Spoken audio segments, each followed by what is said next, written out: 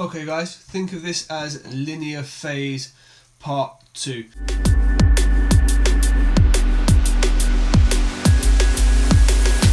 So the video I put out before obviously wasn't clear enough on exactly what I was discussing when using a linear EQ in mastering. Now I tried to do it so it was understandable for everyone, but instead we're going to combine that video into this video, and it's going to be much longer, and it's going to explain what linear phase really is and does in much more detail.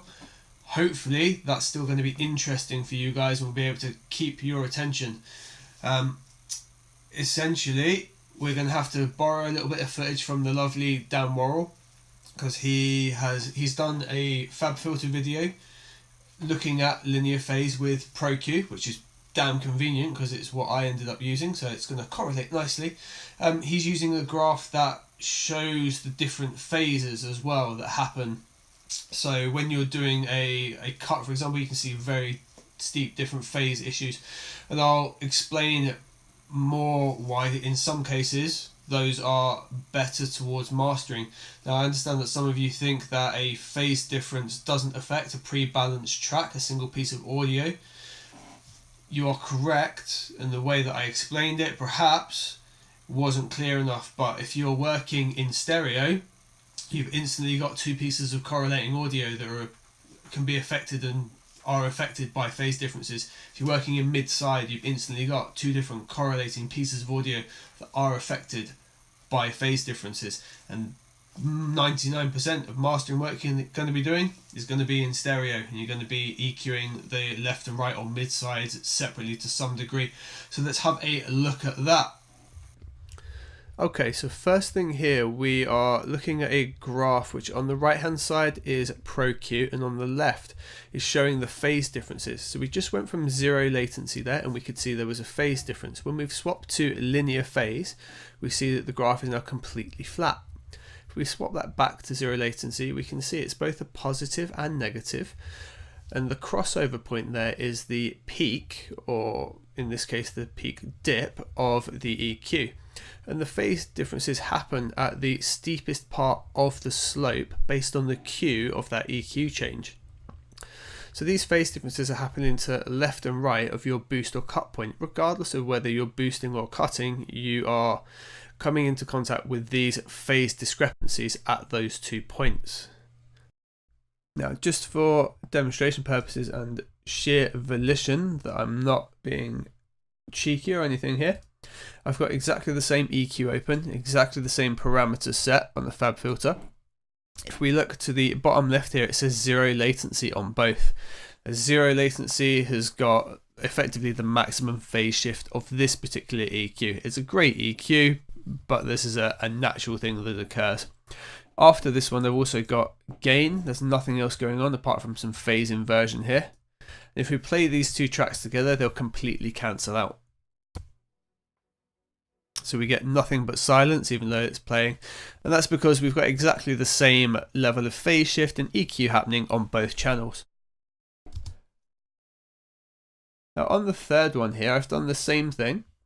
Apart from this EQ, as you can see it says linear up the top here. I'm just going to lay that over the one that says regular EQ. I've changed the EQ type to linear phase. That's done down here. And you're able to do that with FabFilter. They also have natural phase, but we're not going to dive into that today. So I've got exactly the same EQ matched again. And now, if we play these two together with it phase inverted, we're going to hear the phase differences between the two. And you might be surprised by just how much of the audio that actually affects.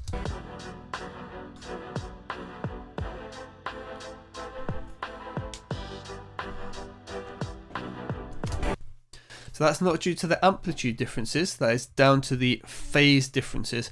So the linear phase EQ is maintaining the phase relationship across those cross points that I showed earlier.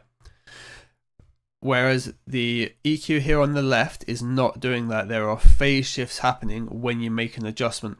Now, neither is better or worse than the other. It's purely based on the material you have, and linear phase is generally going to have less of a detrimental effect on a completely mixed signal or a very busy, complex signal, which is why you will generally have a channel EQ, which won't necessarily affect that. and you'll find linear phase style plugins aimed towards the mastering sort of area of things. Now, what else we can do that is quite nice here, we can solo these bands separately, and you can then hear the full track with the phase shifted areas removed. I'll show you what I mean here. So we're going to play it, and then we're going to solo the linear phased bands. It will uncancel or unphase shift the rest of the track, and you'll hear the track just with those areas that have been phase shifted missing.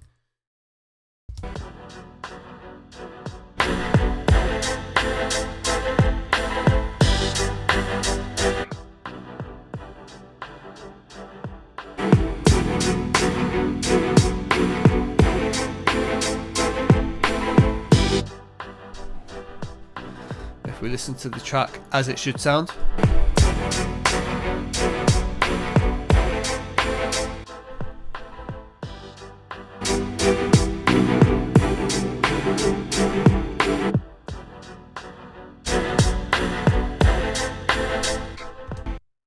Yeah, so there's some pretty detrimental differences there, considering it's exactly the same EQ curve, it's exactly the same EQ, and exactly the same piece of audio, yet the overall differences that are happening are phenomenal. I mean, this is the difference between the two.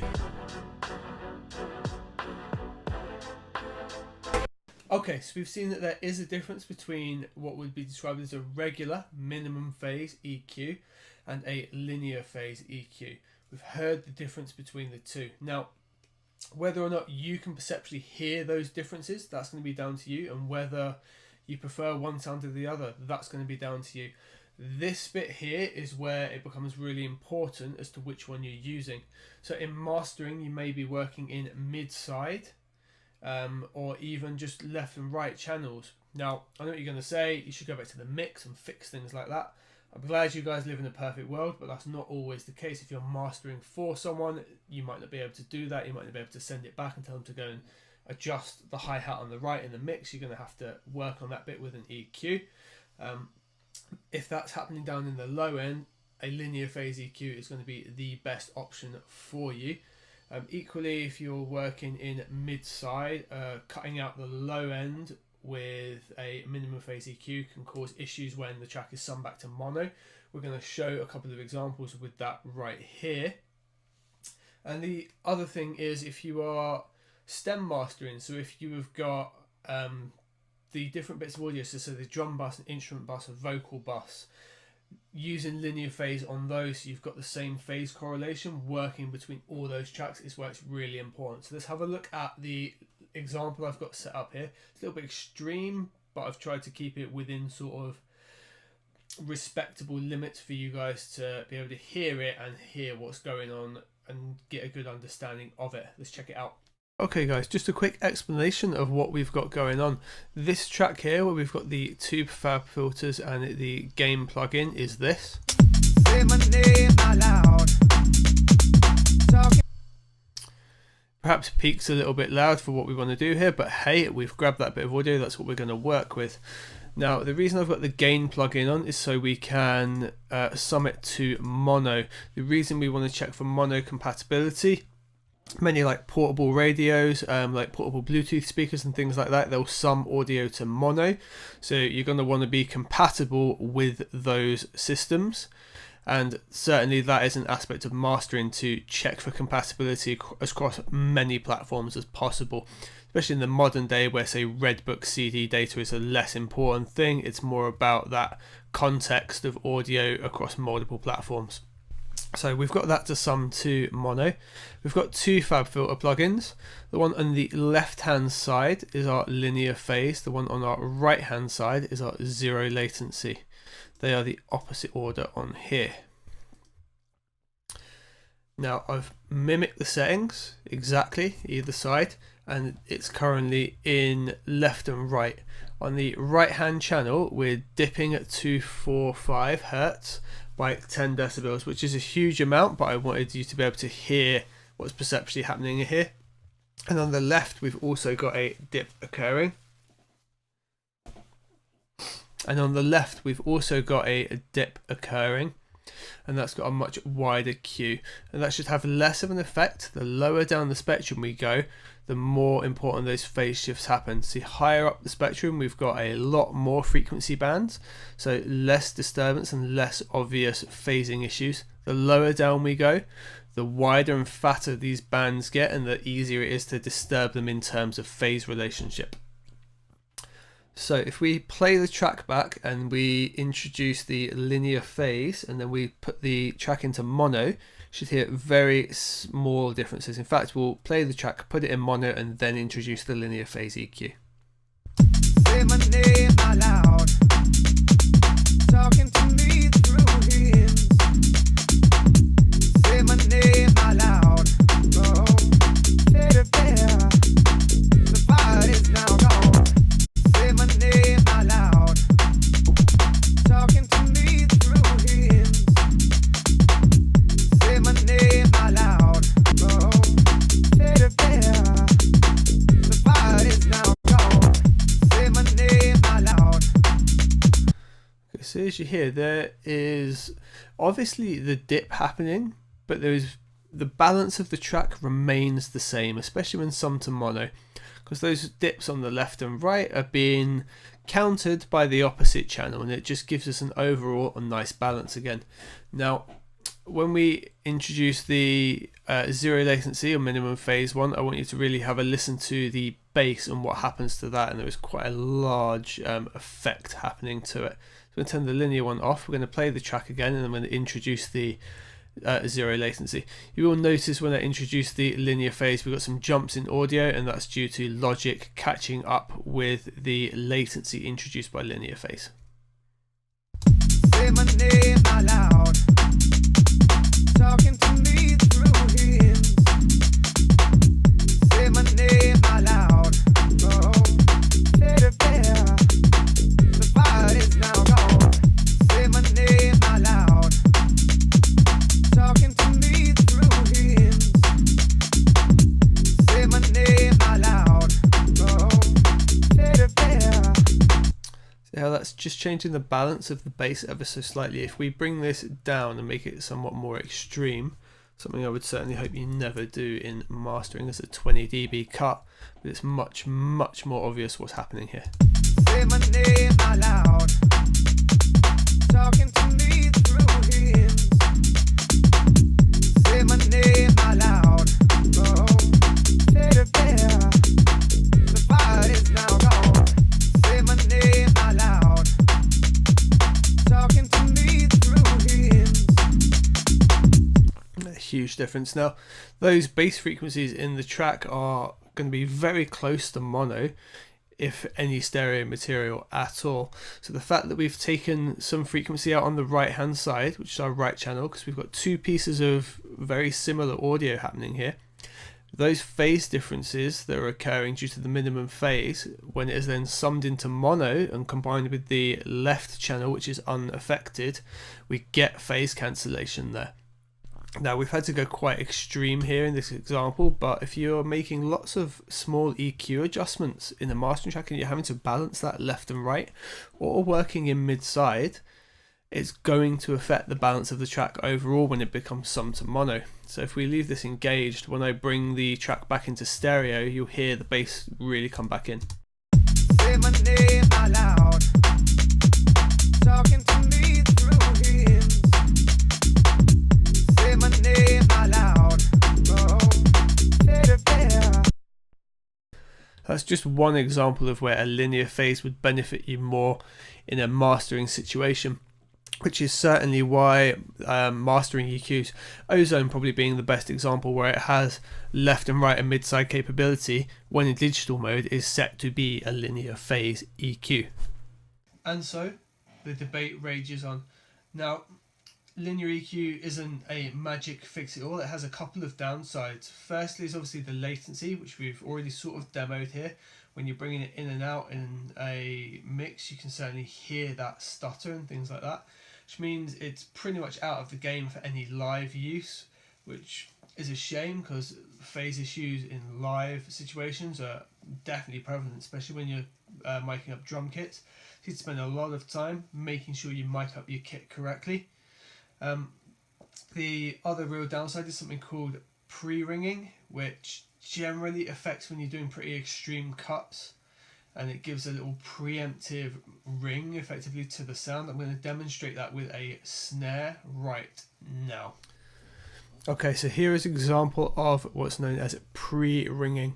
Left hand side is a 0 latency, right hand side linear phase, and the track is just a snare recording. Just looped over and over.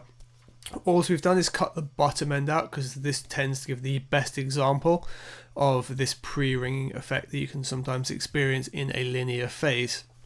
So what you're listening for is almost a rise up into the sound that wasn't there before. Pre-ringing is like a preemptive effect caused by linear phase, where very similar so it's like a preemptive effect caused by a linear phase EQ algorithm that sort of gives a whoosh up to the sound. Now this can be a desired effect, but in most cases it's not going to be.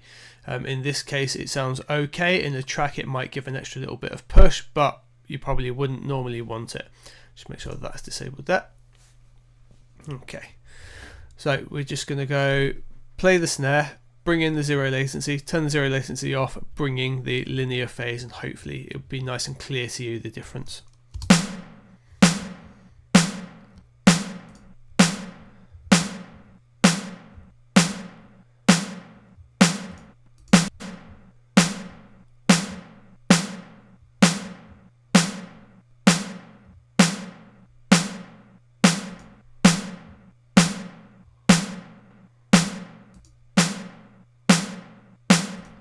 Yeah. So can you sort of hear that preemptiveness where it's just whooshing up into the snare that wasn't there before? That is a case of pre-ringing, and that's one of the negatives of a linear phase EQ, and why I generally wouldn't recommend using it to mix individual channels unless those individual channels are a correlating piece of audio, for example a multi-mic'd up kick drum. So guys, hopefully that's been a little bit clearer. I don't want this video to go on forever and ever. The linear EQ versus minimum phase EQ is a debate that will probably continue raging on, and will probably rage on in the comments down below. But I wanted to give you an idea of why I certainly use it if I'm going into mastering and I've got to adjust mid-side, left and right channels. It's just there as a safety net for that sort of thing, knowing that your phase correlation, your balance of your track is going to remain the same. Equally, there is a difference in the sound between the two. If you could EQ one against the other, and like I proved right at the start of this video, there is a key difference. So use your ears and listen to it. If you prefer the sound of your linear EQ and what that's doing over a minimum phase EQ, or your analog emulation, or your Pultec, or whatever it is you've decided to use, go with what you think sounds best. That is essentially the best bit of advice at the end of the day. Does it sound good? The answer is yes, it is good. That's the end of it. It's been awesome, guys. I shall see you on the next one. Thank you for calling me out.